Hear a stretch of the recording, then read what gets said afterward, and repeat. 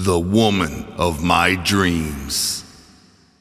This next story that I want to tell you all is about a ghost or something, an entity that's been haunting me my entire life. It has cropped up throughout my life, starting from when I was a young boy until right now. It's always been a mystery to me whether it's actually a ghost or a haunt, some spiritual entity that has been like within me and like around me throughout my life for some reason, or if somehow it's someone that used to be in a past life.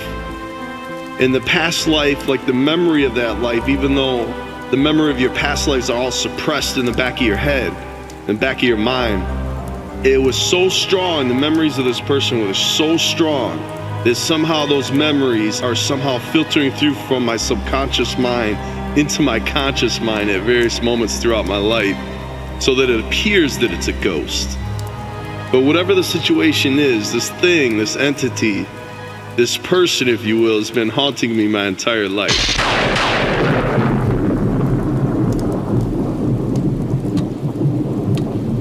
Now, it started when I was about 6 or 7, or maybe a little bit younger than that. And from that early age, like there isn't too many things that I can actually remember. But I remember there was like many nights that as I laid in bed trying to go to sleep, I would hear a woman calling my name. And it would usually take place like right as I was about to go to sleep. Like, still awake, not totally awake, but then I would hear this female voice call my name, and it would just say, Rob. Right? And it would be real close, as if there was a woman hovering over my bed, even though there was nothing there. And she would say my name. Rob. And then I would freak the fuck out, of course. Even as a little kid, what the fuck? I'd usually hide under the covers. I would scream for my mom, Ma! And then my mom would be like, go to bed. She would get annoyed because it was happening so much. So this voice haunted me for probably about a year. It wasn't every night. I'm not even sure how often it happened, but I just know it was many times. Like it might have been once a week, or it might have been 2 times a week. But it was always the same female voice calling out my name. Rob. And I had no idea why. After about a year, the voice finally went away. Like it just totally went away, and years passed. And in some respects, I even forgot about it. Like I wasn't really thinking about it or dwelling upon it too much. Maybe it was just my childhood imagination type thing. Fast forward through the years, I was probably about maybe 9 or 10 years old when I had this dream. Now, in this dream, it might not be exactly a dream. It was more like a vision, or not a vision, but it was more like a scene in a dream, okay? Because all of a sudden, boom, I found myself inside this van, okay? And the van is turned up on its side, and the whole front windshield is shattered. Okay, it's all spidered, and there's fucking glass all in the van. Now I'm in the driver's seat because the van is actually up on its right side, as if it had been involved in this huge accident. I'm in the driver's seat because, the steering wheel's right in front of me, and I'm looking around, and I look down, right, toward the passenger seat, and inside the passenger seat is this woman. Now it's a white woman, she's got black hair, and her face is completely smashed in. Horrific. It's all bloody. There's fucking glass everywhere. And she's looking up at me, and she's saying something. Now, when I woke up from this dream, I woke up and it was just like I was in a cold sweat and my heart was racing and I was just super fucking panicked. You know what I mean? It took me probably about a couple hours to actually calm down. That dream was so powerful that I never forgot it. there was a significance to it, a weight to it that was just all powerful.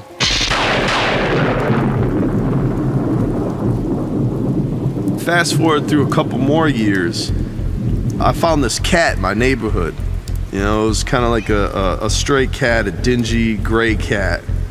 And, you know, it was probably like an adult cat.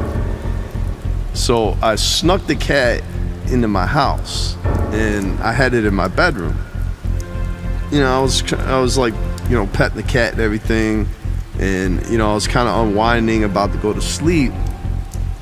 And the cat was laying at the end of my bed, right?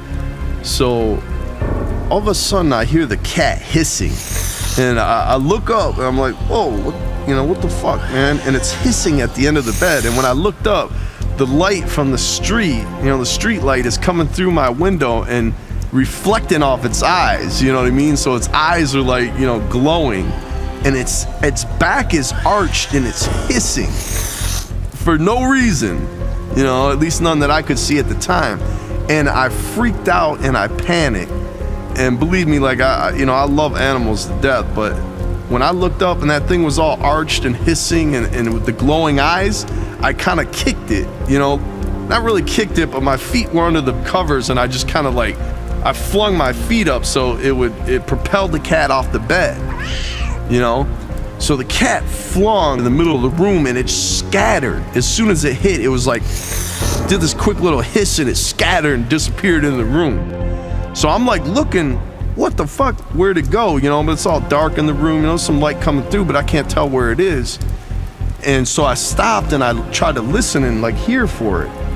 You know, and my heart was racing, and you know what I mean, I was kind of like terrified because I didn't know if that cat was crazy or what, if it was like a rabid animal or what was going on. And all of a sudden, out of nowhere, that's when I heard the woman say my name again. Rob. And it was out of nowhere, and it was close, as if she was like right above my bed, just like when I was a kid all those years ago. Like I had even kind of like forgotten about it.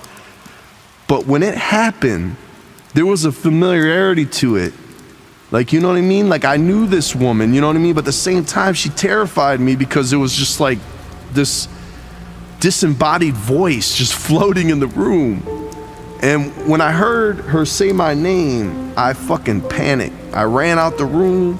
I was like, Joe, Joe, Joe, you know, I got my brother up. Joe, there's someone in my room, you know? We ran back in the room, turned on the lights, we started flipping over beds and shit. Like we're like looking all around, you know what I mean? Trying to find out, you know, what was going on. And we found the cat, we let the cat out, but that was it. You know, I didn't hear the name, nothing, you know, the whole rest of the time, right? You know, so, you know, eventually I was able to get back to sleep, probably like, you know, near the morning time because I was so worked up, you know, it freaked me out like really hard. And I started remembering, you know, when I was a kid, you know what I mean?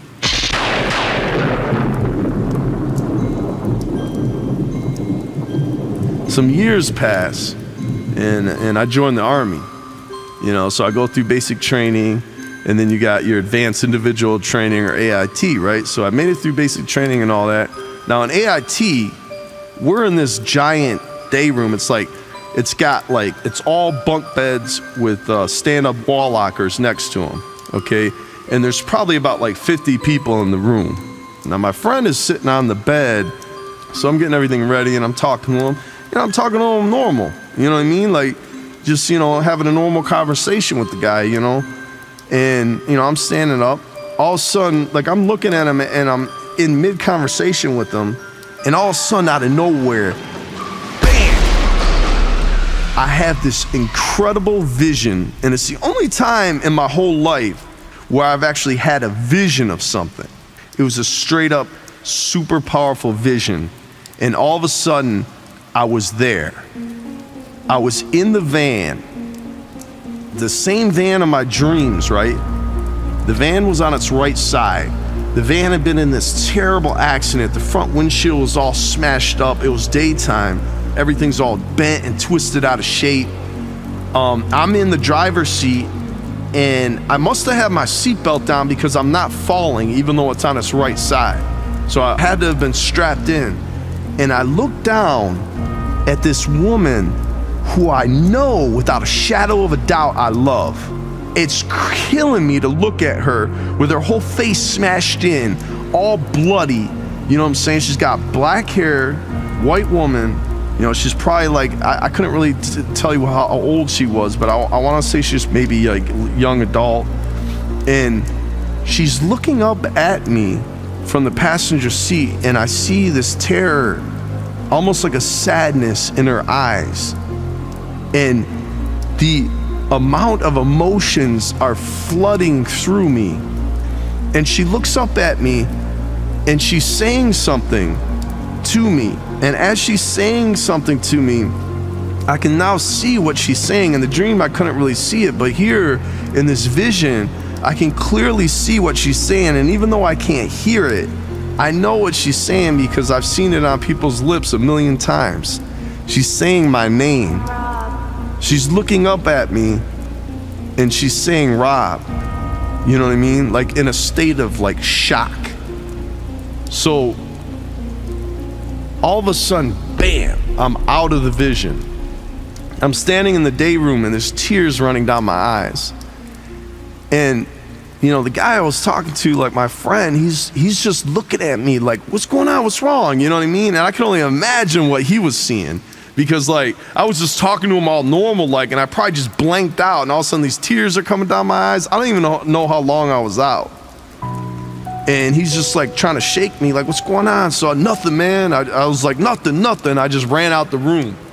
Now as soon as I got out, the only thing I remember is I sat down and I sat there for a while. You know, in order for my adrenaline and the flow and everything just to really come down. And for everything to even out, you know, it probably took about 3 hours.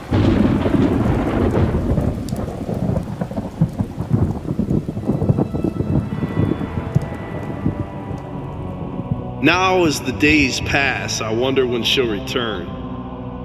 I wonder if it will be as I drift off to sleep, in a vision, or even in some twisted wrecked van along the highway. I know she was always close to me, haunting me for some reason, for some purpose.